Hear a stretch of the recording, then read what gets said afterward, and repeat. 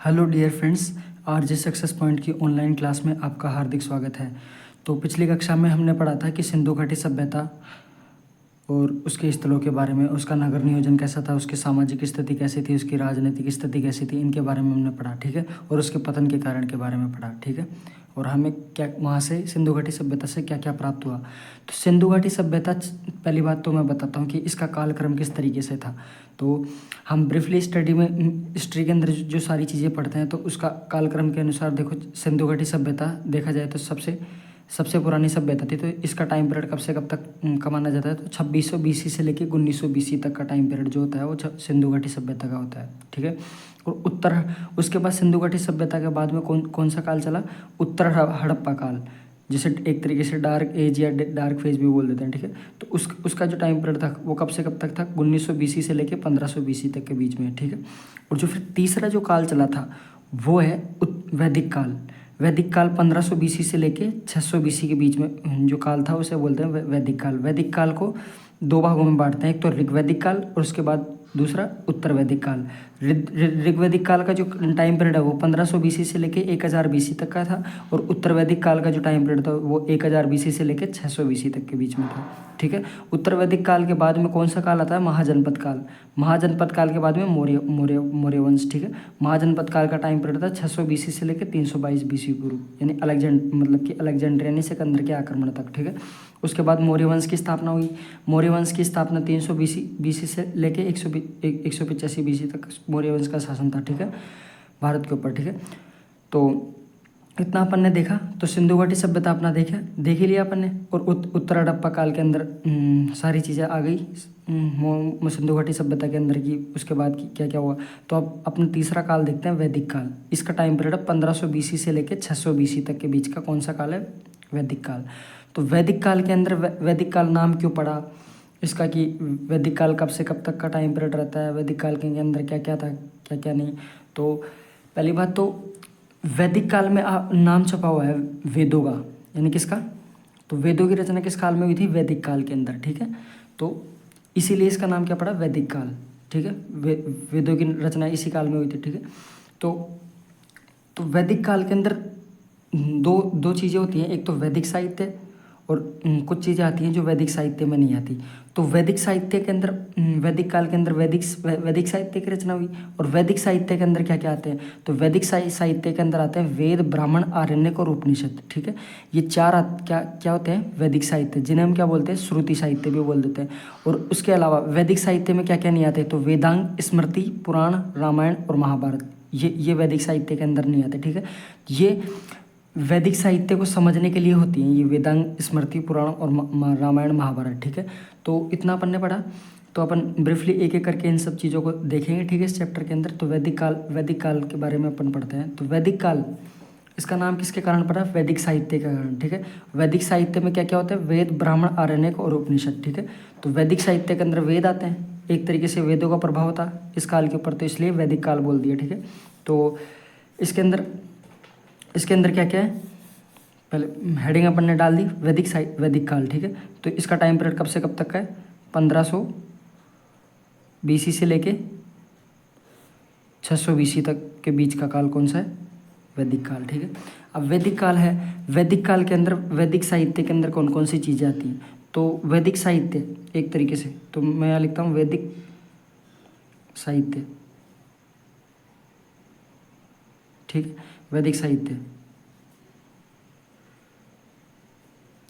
अब वैदिक साहित्य के अंदर क्या क्या आता है, तो वैदिक साहित्य के अंदर चार चीज़ें आती हैं,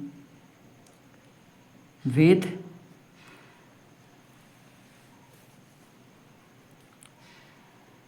ब्राह्मण, आरण्यक और उपनिषद। ये सारी चीज़ें किस में आती है, वैदिक साहित्य, उपनिषद, ठीक है। अब वैदिक साहित्य में क्या कहते हैं, वेद एक तरीके से साहित्य है, ब्राह्मण साहित्य, आरण्यक साहित्य, उपनिषद, ठीक है, साहित्य एक तरीके से। अब इन्हें बोल देते हैं वैदिक साहित्य। तो चार चीज़ें कई बार एग्जाम में पूछ लेते हैं कि इन निम्न में से वैदिक साहित्य कौन सा नहीं है, तो ये चार में से तीन दे देगा, वेद, ब्राह्मण, आरण्यक और एक और चीज़ दे देगा, यानी कि उपनिषद को हटा देगा, वेदांग लिख देगा। तो वेदांग एक तरीके से गलत आंसर हो जाएगा। वेदांग जो है ना, जो वैदिक साहित्य का भाग नहीं है, ठीक है। तो वेदों को समझने के लिए वेदांग की रचना की गई है, ठीक है। तो वैदिक साहित्य को दूसरा नाम क्या क्या बोल देते हैं हम? एक तरीके से वैदिक साहित्य को हम दूसरा नाम है इसका श्रुति साहित्य।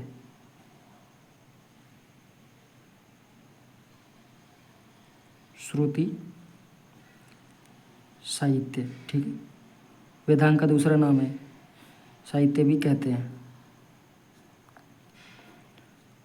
ठीक है। इतना अपन ने पढ़ा। उसके बाद ये तो वैदिक साहित्य हुए। अब वैदिक साहित्य के बाद में वैदिक साहित्य में कौन कौन सी चीज़ें नहीं आती, अब इनके अलावा कौन कौन सी चीज़ें जो वैदिक साहित्य के अंदर नहीं आती, तो वैदिक साहित्य के अंदर नहीं आती, वैदिक साहित्य नहीं, साहित्य नहीं। तो कौन कौन सी चीज़ें हैं जो वैदिक साहित्य के अंदर नहीं आती? तो वैदिक साहित्य के अंदर एक तो अपना आता है, क्या नाम है उसका, वेदांग। वेदांग में लोग कन्फ्यूज़ होते हैं कि वेदांग वैदिक साहित्य का भाग है या नहीं, तो वेदांग वैदिक साहित्य का भाग नहीं है, ठीक है। दूसरा है स्मृति, स्मृति साहित्य, ये भी इसका भाग नहीं है। तीसरा है अपना पुराण, ठीक है। और चौथा है अपना रामायण, और पांचवा है अपना महाभारत। तो ये वैदिक साहित्य का भाग नहीं है, ठीक है, महाभारत, ठीक है। इतना अपन ने पढ़ा। तो वैदिक साहित्य के भाग कौन कौन से नहीं है? वेदांग, स्मृति, स्मृति पुराण और रामायण और महाभारत, ये वैदिक साहित्य का भाग नहीं है, ठीक है।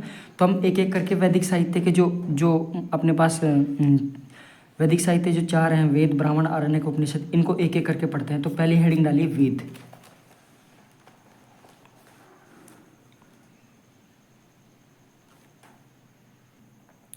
तो पहली हेडिंग है अपनी वेद। तो वेद क्या होता है? तो वेद का अर्थ एक तरीके से वेद का जो अर्थ होता है वो होता है ज्ञान, ठीक है।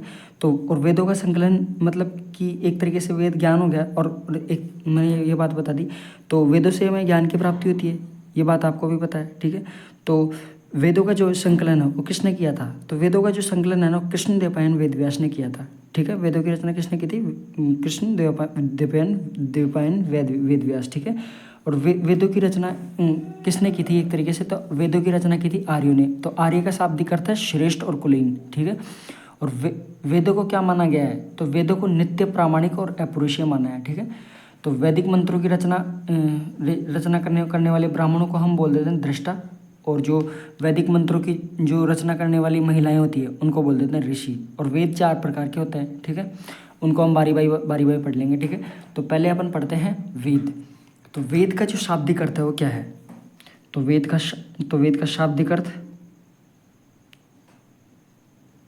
शाब्दिक अर्थ होता है ज्ञान, ठीक, ठीक है। और वेदों का जो संकलन है वो किसने किया था? तो वेदों का जो संकलन है, संकलनकर्ता कौन है? कृष्ण द्वैपायन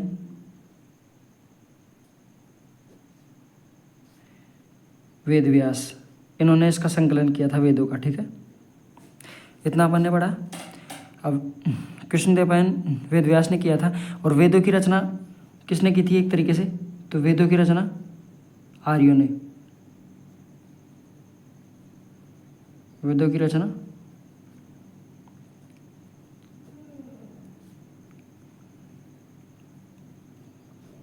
आर्यों ने, ठीक है। वेदों की रचना आर्यों ने की, ठीक है। और वेद का जो शाब्दिक अर्थ होता है, यानी एक तो ज्ञान होता है वेद का शाब्दिक अर्थ, है ना। ये तो वेद का जो शाब्दिक अर्थ होता है। और आर्य का जो शाब्दिक अर्थ होता है, वेद का नहीं सॉरी, तो आर्य का जो शाब्दिक अर्थ है, आर्य का शाब्दिक अर्थ, तो आर्य का जो शाब्दिक अर्थ है वो श्रेष्ठ लोग, यानी कुलीन, श्रेष्ठ या फिर कुलीन, कुलीन वर्ग यानी उच्च वर्ग के लोग, ठीक, ठीक है। तो शाब्दिक अर्थ क्या हुआ इसका? श्रेष्ठ या फिर कुलीन, ठीक है। और वेदों को क्या माना गया है? तो वेदों को है ना, क्या माना गया है? वेदों को एक तो नित्य,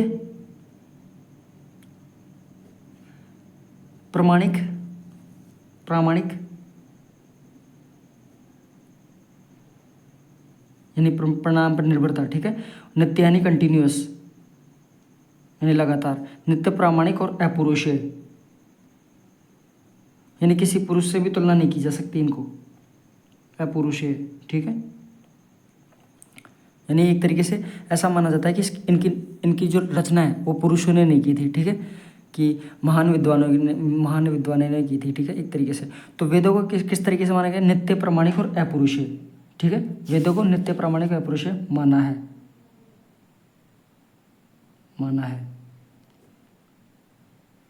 इतना पढ़ने पढ़ लिया, ठीक है। तो वेदों को क्या माना है? नित्य, प्रामाणिक और अपौरुषेय माना है, ठीक है। वेद का जो शाब्दिक अर्थ ज्ञान है और इसका वेदों का संकलन किसने किया था? कृष्णदेवराय वेद व्यास ने। वेदों की रचना किसने की थी? आर्यों ने, एक तरीके से। आर्यों के काल में भी आर्य का जो शाब्दिक अर्थ है वो श्रेष्ठ या फिर कुलीन, ठीक है। और वेदों को क्या माना गया? नित्य, प्रामाणिक और अपौरुषेय माना है, ठीक है। इतना अपन ने पढ़ा, आगे चलें।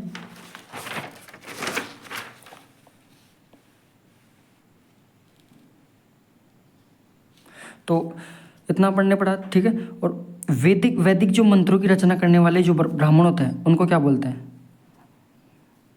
तो वैदिक मंत्रों की रचना करने, तो वैदिक मंत्रों की जो रचना करने वाले जो ब्राह्मण हैं उनको क्या बोलते हैं? दृष्टा। तो वैदिक मंत्रों की रचना करने वाले ब्राह्मण,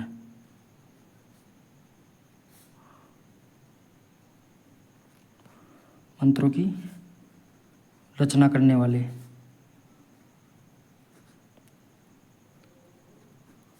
ब्राह्मणों को क्या बोलते थे? ब्राह्मणों को दृष्टा बोलते हैं, दृष्टा, ठीक है। और जो वैदिक मंत्रों की रचना करने वाली जो महिलाएं हैं, ठीक है, पूरी लाइन लिखने की जरूरत थोड़ी है। वैदिक मंत्रों की रचना करने वाली महिलाओं को, महिला ब्राह्मणों को, एक तरीके से। तो महिलाओं को क्या बोला?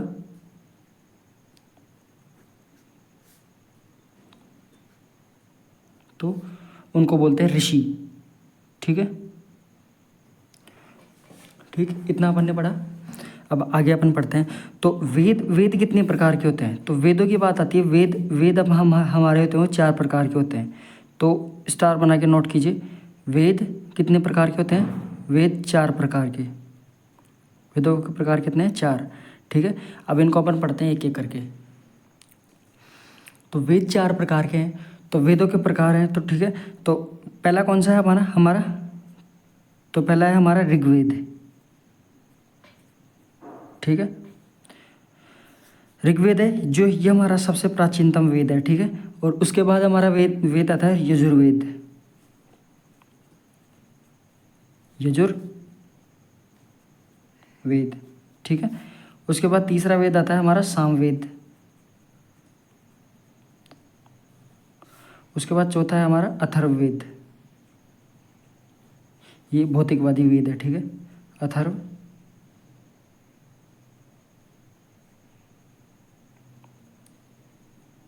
ठीक है। अब ये हमारे 3-4 वेद होते हैं, ठीक है। और इनमें जो उपवेद होते हैं उनके बारे में हम साथ के साथ स्टडी करेंगे। जब एक एक वेद को पढ़ेंगे तो उसके बाद इसमें पढ़ते पढ़ते स्टडी करेंगे। तो हमारा जो पहला वेद होता है वो हमारा होता है ऋग्वेद, ठीक है। तो ऋग्वेद के बारे में हम पढ़ते हैं। तो ऋग्वेद जो है हमारा सबसे प्राचीनतम वेद, यानी कि सबसे प्राचीनतम वेद, ठीक है। अब ऋग्वेद में जो बात आती है, अब ऋग्वेद में मैं आपको बताता हूँ कि सारे पॉइंट किस तरीके से होते हैं। तो ऋग्वेद में 10 मंडन, 1028 सूक्त और 10,580 मंत्र होते हैं, जिन्हें क्या बोलते हैं? ऋचा, है ना, 10,600 मंत्र, ठीक। और पहला अब आपके दिमाग में क्वेश्चन बनेगा 10 मंडन, 1028 सूक्त और 10,580 मंत्र कैसे होते हैं, ठीक है। तो 10 मंडनों के अंदर है ना 1028 सूक्त है, और हर सूक्त के अंदर है ना लगभग मंत्रों की संख्या होती है, ठीक है। तो 10 मंडन है, 10 मंडनों के अंदर टोटल कितने? 1028 सूक्त है, ठीक है। और 1028 सूक्त के अंदर कितने कितने मंत्र है टोटल, तो 10,580 यानी 10,600 के आसपास मंत्र है, ठीक है। तो इनके इनके बारे में हम अपन पढ़ते हैं कि कौन से मंडन के अंदर कौन सी चीज़ दे रखी है, ठीक है। तो मैंने एक तो हमारा ये ऋग्वेद हमारा सबसे प्राचीनतम वेद है। अब ये ऋग्वेद है ना, वो मंडनों और सूक्त और मंत्रों के अंदर बटा हुआ है, तो उसके अंदर सारा ज्ञान लिखा हुआ है, ठीक है, ऋग्वेद का। तो एक तो ऋग्वेद में क्या क्या है, ऋग्वेद में 10 मंडन 1028 सूक्त होते हैं, ठीक है। और 10,580 यानी कि 10,600 इसमें क्या है, मंत्र, जिन्हें क्या बोलते हैं, ऋचा, एक तरीके से, ठीक ठीक है, ऋचा कहते हैं, ठीक। अब इतना अपन ने पढ़ा, तो उसके बाद अब इसमें कौन कौन से मंडन के अंदर कौन कौन सी चीज़ दे रखी है, इन चीज़ों के बारे में हम बारी बारी पढ़ते हैं, ठीक है। तो ये अपन ने पढ़ लिया 10,580 मंत्र है, जिन्हें क्या बोलते हैं, ऋचा, ठीक है। सबसे प्राचीनतम वेद कौन सा है, ऋग्वेद, इतना पढ़ लिया। उसके बाद कौन कौन से मंडन में कौन कौन सी चीज़ दे रखी है, वो हम बारी बारी पढ़ते हैं, ठीक है। तो पहला जो मंडन है, यानी कि जो फर्स्ट, मैं डायरेक्ट लिखता हूँ, फर्स्ट मंडन और 10वां मंडन, 10वें मंडन, इसके बीच में क्या दे रखा है, मतलब कि ये फर्स्ट मंडन और 10वां 10th, तो इसमें ये लास्ट में जोड़े गए हैं, ठीक है, सबसे अंत में, यानी कि बाद में जोड़े गए, ठीक है। उसके बाद दूसरे से 7वें मंडन के बीच में, यानी कि दूसरे से जो 7वां मंडन है उसे हम बोल देते हैं वंश मंडन या फिर परिवार मंडन। और तीसरे मंडन के अंदर मंत्र जो उल्लेख किया गया वो गायत्री मंत्र का उल्लेख किया गया है। और गायत्री मंत्र की रचना किसने की थी, आप बताइए कमेंट बॉक्स में। तो गायत्री मंत्र की जो रचना की थी वो मैं आपको बाद में बताऊँ, पहले आप बताइए इसको। तो गायत्री मंत्र को जो किसको समर्पित है गायत्री मंत्र, तो गायत्री मंत्र है सूर्य को समर्पित, ठीक है। और 7वें मंडन के अंदर है ना 10 राज्य और 10 राज्य युद्ध की जानकारी मिलती है। अब वो 10 राज्य युद्ध किस किस के बीच में हुआ था, ये सारी जानकारी, तो ये 10 राज्य युद्ध के बारे में हम थोड़ी देर बाद में पढ़ेंगे। पहले हम कुछ पॉइंट है उनको नोट करते हैं, ठीक है। तो एक तो पहला मंडन और एक 10वां मंडन, ये कब जोड़े गए, बाद में सबसे लास्ट में जोड़े गए ऋग्वेद में, ठीक है। और जो सेकंड जो मंडन है, ठीक है, सेकंड से लेकर 7वें मंडन, यानी कि सेकंड से 7वें मंडन को क्या बोलते हैं, वंश मंडन या परिवार मंडन, ठीक है। जैसे मंडन को मंडल भी बोल देते हैं, ठीक है। तो वंश मंडन या परिवार मंडन, ठीक है।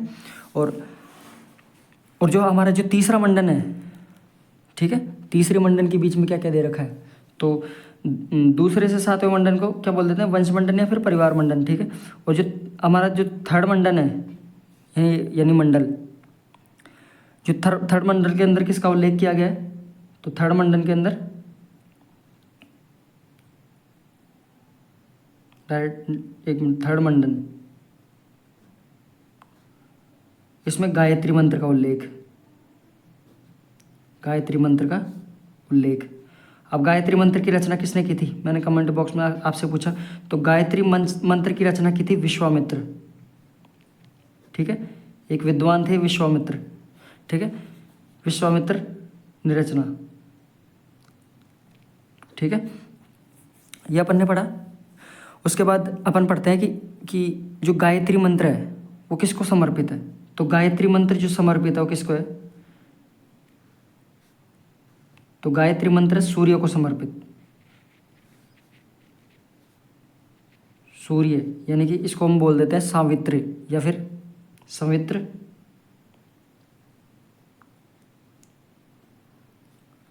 या सावित्र, ठीक है, को समर्पित।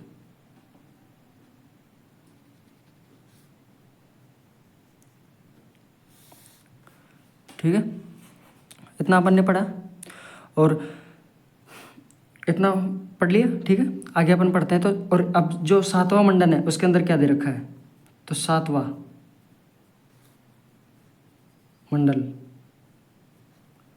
तो 7वें मंडन के अंदर दे रखा है 7वां मंडन। ठीक है, तो 7वें मंडन के अंदर दे रखा है दशराज्य युद्ध की जानकारी। दशराज्य या दशराजन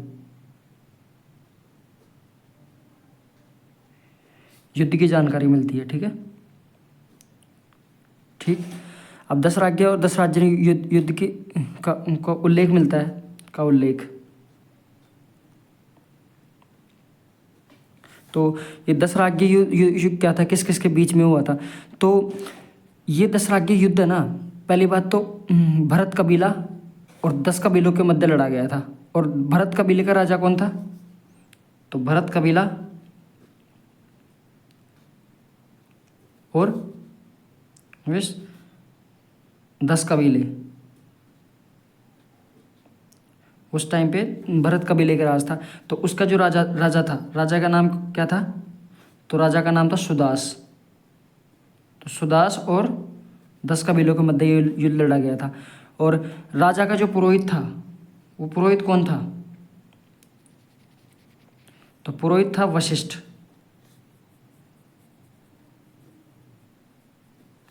ठीक है, और इस जो भरत कबीले थे, मतलब कि 10 कबीले थे, इनका जो पुरोहित कौन था? इनका कोई राजा नहीं था। तो इनका जो पुरोहित था वो था विश्वामित्र। विश्वामित्र को ये बात पहले से पता थी कि जो भरत कबीले की विजय होगी। ठीक है, तो इसमें जो जो युद्ध की कौन जीता था? तो इसमें युद्ध जीत हुई थी भरत कबीले की। तो युद्ध में किसकी जीत हुई? राजा सुदास की, एक तरीके से। अब ये युद्ध किसके लिए लड़ा गया था, कौन सी नदी पे लड़ा गया था, एक तरीके से? तो ये बातें मैं आपको बताता हूँ। ये दशराज्य युद्ध ना रावी नदी के तट पे लड़ा गया था। किस नदी के तट पे? तो रावी नदी के तट पे, रावी नदी के तट पर। ठीक है, तट के किनारे लड़ा गया था ये युद्ध। ठीक, अब ये युद्ध क्यों लड़ा गया था, इसका कारण क्या था? तो इस युद्ध का जो कारण था वो किसके लिए लड़ा गया था? तो ये पुरोहित वर्ग के लिए लड़ा गया था ये युद्ध। तो दशराज्य युद्ध किस कारण के लिए लड़ा गया था? क्योंकि क्या हुआ था, जैसे गायत्री मंत्र की रचना की थी, किसने की थी? अपने विश्वामित्र ने। ठीक है, अब विश्वामित्र ने जब रचना की तो एक तरीके से विद्वान थे, तो सब लोग इन विश्वामित्र को जानते थे। तो ये पहले विश्वामित्र है ना, राजा सुदास के, मतलब कि भरत कबीले में पुरोहित के वर्ग के रूप में रहते थे। ठीक है, पद पर रहते थे। तो उसके बाद विश्वामित्र को इस पद से हटा दिया और पुरोहित बना दिया वशिष्ठ को। तो ये बात पसंद किसको नहीं आई? तो 10 कबीलों वालों को ये चीज़ पसंद नहीं आई कि विश्वामित्र को हटा के वशिष्ठ को कैसे बना सकते हैं। तो क्योंकि विश्वामित्र के एक तरीके से इसमें अपमान समझा इसने 10 कबीलों वालों ने। तो विश्वामित्र को वापस से, मतलब कि पुरोहित बनाने के लिए ये युद्ध लड़ना पड़ा। ठीक है, 10 कबीले को। तो उसके बाद विश्वामित्र को ये बात पता भी थी पहले से कि 10 कबीले वाले भरत कबीले के सामने नहीं जीत सकते, क्योंकि उस टाइम का जो राजा था उनका तो वो था सुदास। ठीक है, तो इतना अपन ने पढ़ा। तो जीत किसकी हुई इसमें? दशराज्य युद्ध में भरत कबीले की जीत हुई। और ये कौन सी नदी पर लड़ा गया था? तो रावी नदी के तट पर। किस कारण क्या था युद्ध लड़ने का? तो युद्ध का कारण था पुरोहित वर्ग। युद्ध का कारण, तो दशराज्य युद्ध का कारण था पुरोहित वर्ग, पुरोहित पद। ठीक है, पुरोहित पद के लिए लड़ा गया था। ठीक, इतना पढ़ा अपन ने। तो इतने पॉइंट नोट किए। तो युद्ध किस कारण लड़ा गया था? पुरोहित पद के लिए लड़ा गया था। ठीक है, और अपन ने इतना पढ़ा। अब उसके बाद 7वां मंडन का हमारा कंप्लीट हुआ है, दशराज्य युद्ध की जानकारी मिलती है। अब 8वें मंडन की बात आती है। तो 8वें मंडन में क्या दे रखा है? तो 8वां मंडन, ठीक है, तो 8वां मंडन में जो कुछ महिलाएं थीं, जैसे ऋषि महिलाएं, जो वैदिक मंत्रों की रचना करने वाली महिलाएं थी, तो कौन कौन सी थी? तो उनके नाम दे रखे हैं 8वें मंडन के अंदर। तो 8वें मंडन में उनके नाम है, एक तो घोषा, सिक्ता, अपाला, विश्वरा, काशावर्ती, लोपामुद्रा जैसी ऋषि महिलाएं थी। ठीक है, उनके नाम दे रखे हैं 10वें मंडन 8वें मंडन के अंदर। तो उनके नाम क्या क्या है? तो घोषा, सिक्ता, ठीक है, अपाला और विश्वरा, काशावर्ती,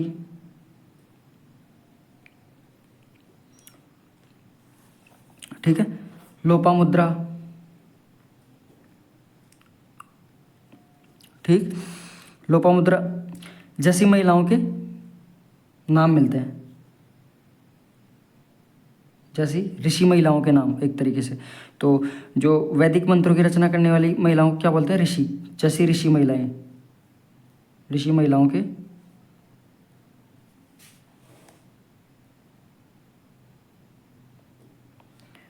के नाम, ठीक है, इनके नाम मिलते हैं। अब एक बात बताओ मेरे को कि घोषा, सिक्ता, अपाला, विश्वरा, काशावर्ती, लोपामुद्रा जैसी महिलाओं के नाम मिल रहे हैं, तो एक तरीके से आपको ये बात पता नहीं चली कि जो वैदिक काल के अंदर जो महिलाएं पढ़ी लिखी हुआ करती थी, यानी महिलाओं की स्थिति अच्छी हुआ करती थी, तो ये बात हम कह सकते हैं। तो वैदिक काल के अंदर महिलाओं की स्थिति अच्छी थी। ठीक है, तो 8वें मंडन की बात हो गई हमारी कंप्लीट। अब 9वें मंडन में किसको समर्पित है, मतलब कि इस 9वें मंडन में क्या दे रखा है? तो 9वां जो मंडन है वो सोम को समर्पित है। किसको? 9वें मंडन में क्या दे रखा है? तो 9वां मंडन है सोम को समर्पित, सोम को समर्पित। ठीक है, अब और जो सोम का जो सोम को समर्पित है, तो और 9वां मंडन किसको समर्पित है? सोम को समर्पित है। और सोम का जो मतलब उल्लेख मिलता है वो किससे मिलता है? तो सोमरस का जो निवास स्थान सोमरस, यानी कि सोमरस का निवास स्थान क्या है? तो सोमरस का निवास स्थान है मुजवंत पर्वत, मुजवंत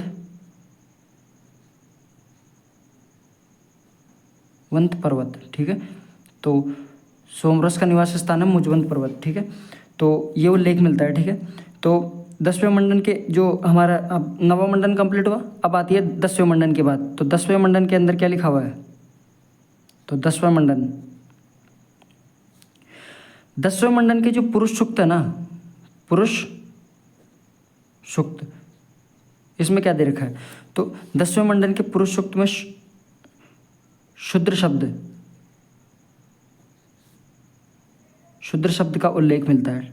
किसका? शूद्र शब्द का उल्लेख।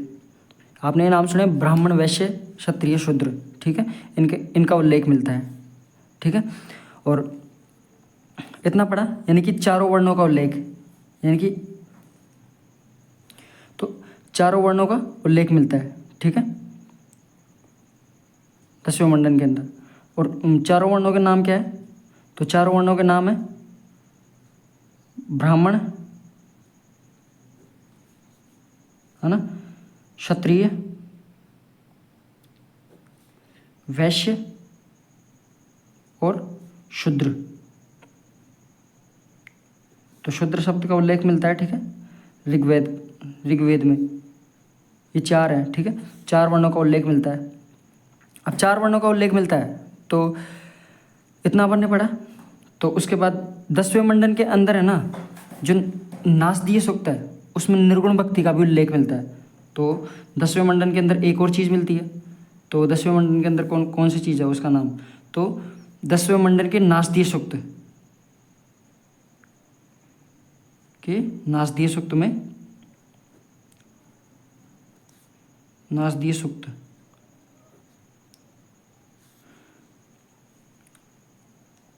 निर्गुण भक्ति का उल्लेख मिलता है। निर्गुण भक्ति का उल्लेख। ठीक है, ये सब हमें मिला। उसके बाद ऋग्वेद में ना जो उनके मंत्रों को उच्चारण करने वाले होते हैं ब्राह्मण, उनको बोलते हैं होत्र। क्या? तो ऋग्वेद में, यानी ऋग्वेद के मंत्रों का उच्चारण करने वालों को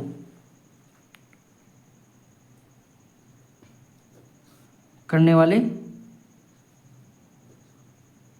ब्राह्मणों को क्या बोलते हैं? उनको बोलते हैं होत्र। ठीक है। और जो अपना जो ऋग्वेद है उसका जो उपवेद है वो है आयुर्वेद। तो ऋग्वेद का उपवेद क्या है? उपवेद। तो इसका उपवेद है आयुर्वेद।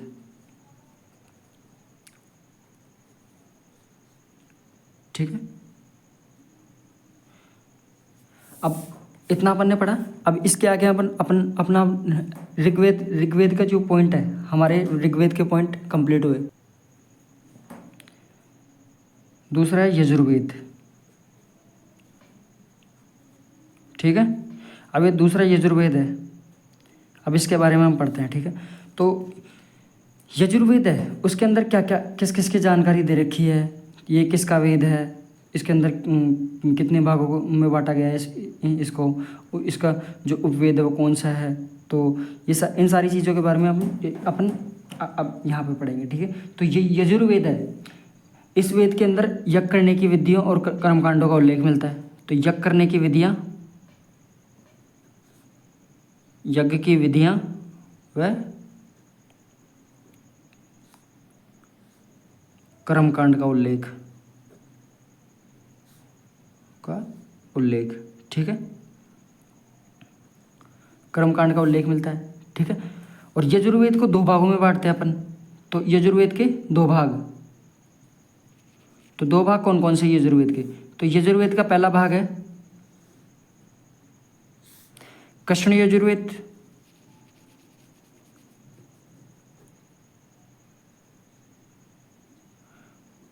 और दूसरा है शुक्ल यजुर्वेद।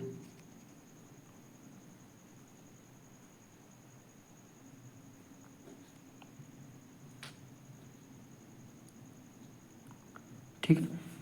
कृष्ण यजुर्वेद और दूसरा है शुक्ल यजुर्वेद। ठीक है। इतना पढ़ लिया। तो शुक्ल यजुर्वेद की को पता है क्या कहते हैं? तो शुक्ल यजुर्वेद को बोल देते हैं हम वाजसनेयी संहिता। तो इसे क्या बोलते हैं? वाजसनेयी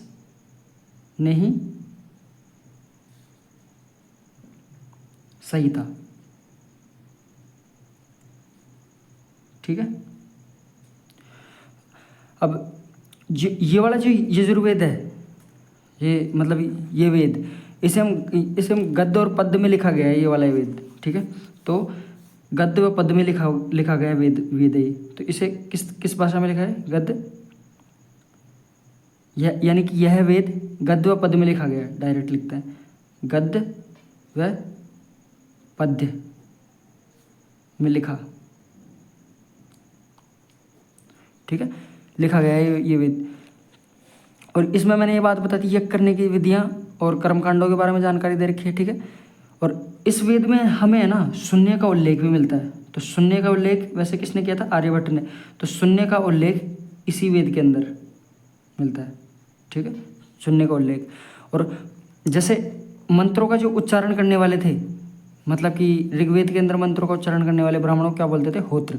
और इस वेद के अंदर मंत्रों का उच्चारण करने वाले ब्राह्मणों को क्या बोलेंगे? अधर्व्यू। तो इसमें मंत्रों का उच्चारण करने वालों को क्या बोलेंगे?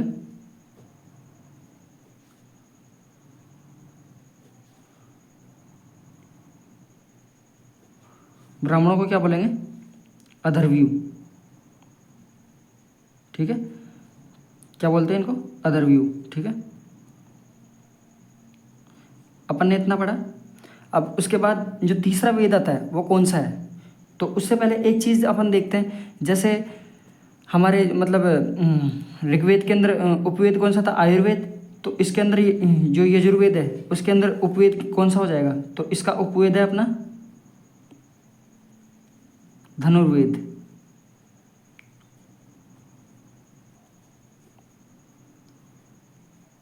ठीक है, धनुर्वेद इसका उपवेद है। तो इतना अपन ने पढ़ा।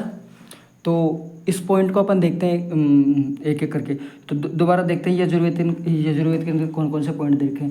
तो इस वेद के अंदर मैंने बताया था आपको कि यज्ञ करने की विधियाँ और कर्मकांडों का उल्लेख दिया गया है। ठीक है, यजुर्वेद के 2 भाग हैं।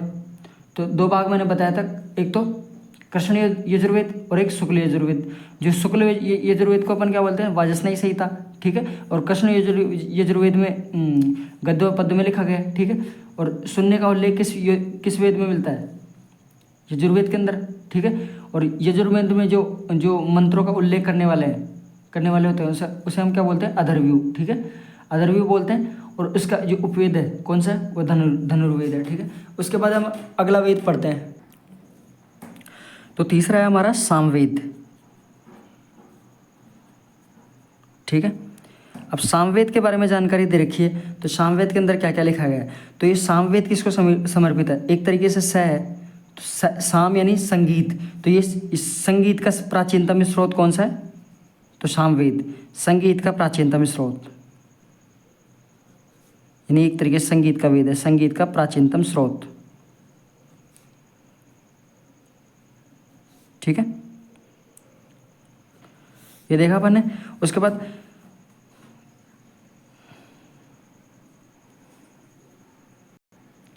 ठीक है, संगीत का सबसे प्राचीनतम स्रोत है। ठीक है, और शाम का जो शाब्दिक अर्थ होता है, क्या क्या होता है, शाम का शाब्दिक अर्थ।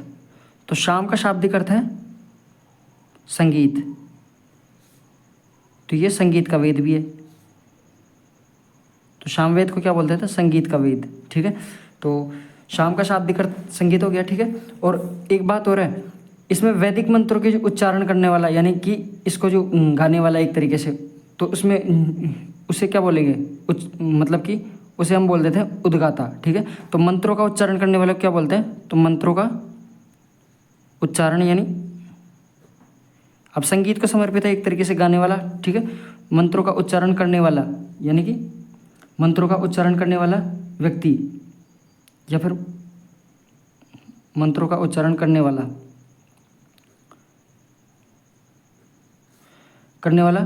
उसको क्या बोलते हैं, उद्गाता। ठीक है, मंत्रों के उच्चारण करने वाले व्यक्ति को क्या बोलेंगे, तो उसे बोलते हैं उद्गाता। ठीक है, और जो इसका जो उपवेद है वो कौन सा है, तो इसका उपवेद है गंधर्व वेद। और एक चीज़ और है, ये भगवान कृष्ण को समर्पित है। तो भगवान कृष्ण को क्या क्या पसंद था, संगीत। तो भगवान कृष्ण का पसंदीदा वेद।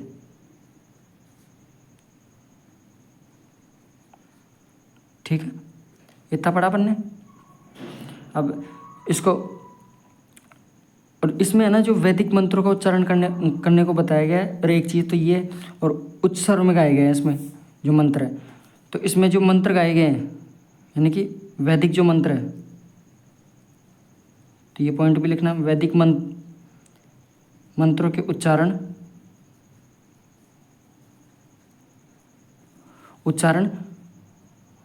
को बताया गया है एक तो, और ये उच्च स्वर में गाए गए हैं, और ये उच्च स्वर में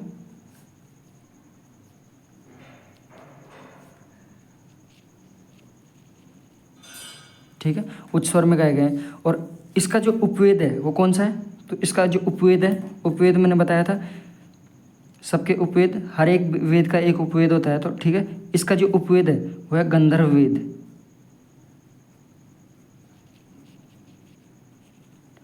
तो इसके पॉइंट कौन कौन से, तो सामवेद जो है वो संगीत का प्राचीनतम स्रोत है। साम का शाब्दिक अर्थ क्या है, संगीत। मंत्रों का उच्चारण करने वाले व्यक्ति को क्या बोलते हैं, उद्गाता। ये भगवान कृष्ण का सबसे पसंदीदा वेद है, तो क्योंकि ये संगीत को समर्पित है।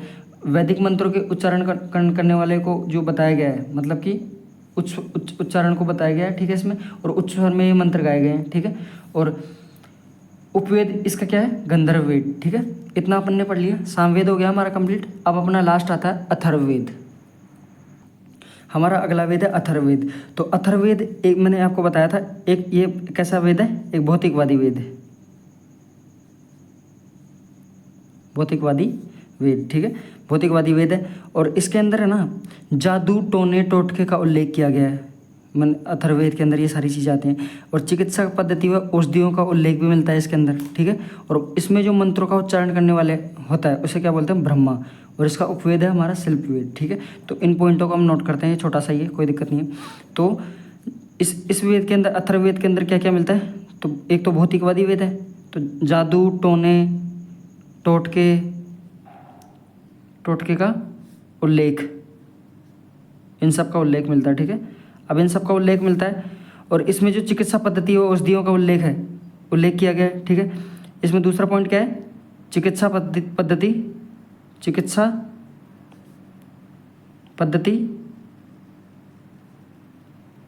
व औषधियों का उल्लेख,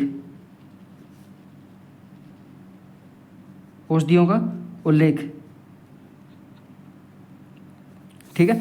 और इन सब का उल्लेख किया गया। और इसमें जो मंत्रों का उच्चारण करने वाला है उसे क्या बोला है, मंत्रों का उच्चारण करने वाले को मंत्रों का